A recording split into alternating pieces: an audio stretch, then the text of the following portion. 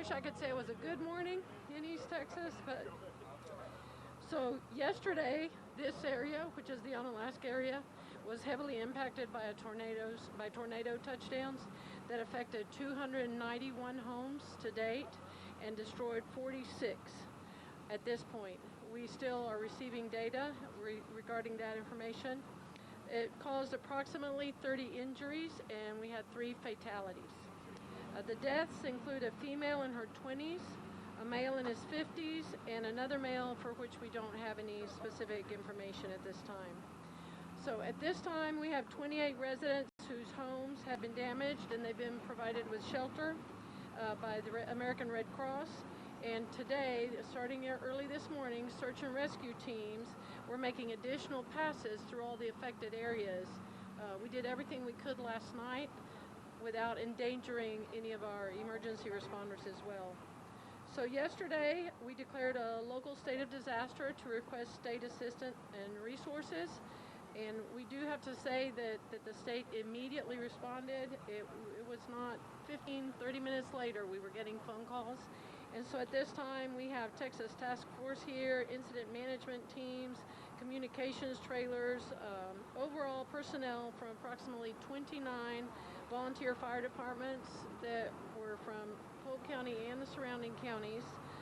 19 different law enforcement agencies and 9 medical agencies have responded to this incident. And we appreciate the outpouring of support that has happened from our neighbors and from our partners, especially emergency response partners, because this is why we all agree to support each other and help each other.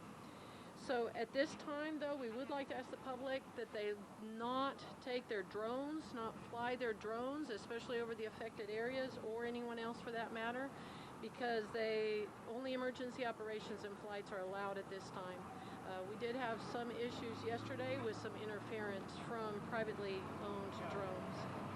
So a large portion of the Onalaska area is also under a boil water notice, because of course when something like this happens, then the electricity had to be cut off in the grid because we didn't know where the power outages were.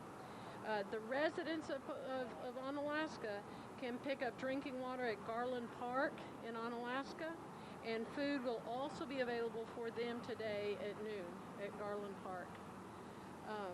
The Burke Center is offering grief counseling to the community, and the grief counseling, if they need it, is at Pine Forest Baptist Church in Onalaska as well, since this is mostly the community that was impacted.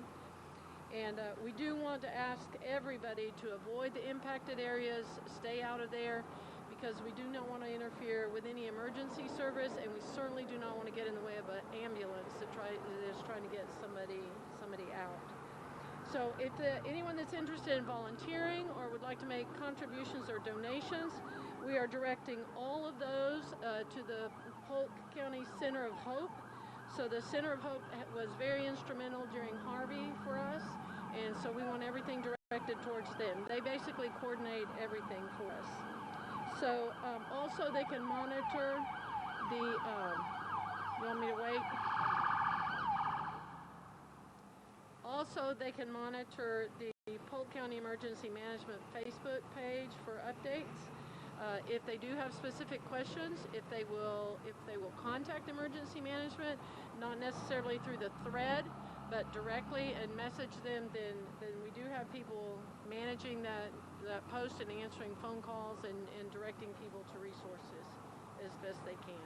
What are the numbers again? Are those homes or is that structures? At this time, we have 291 homes, and so we have multiple structures that also receive damage, but we're not, completely destroyed. The destroyed homes were at least 46 at this time.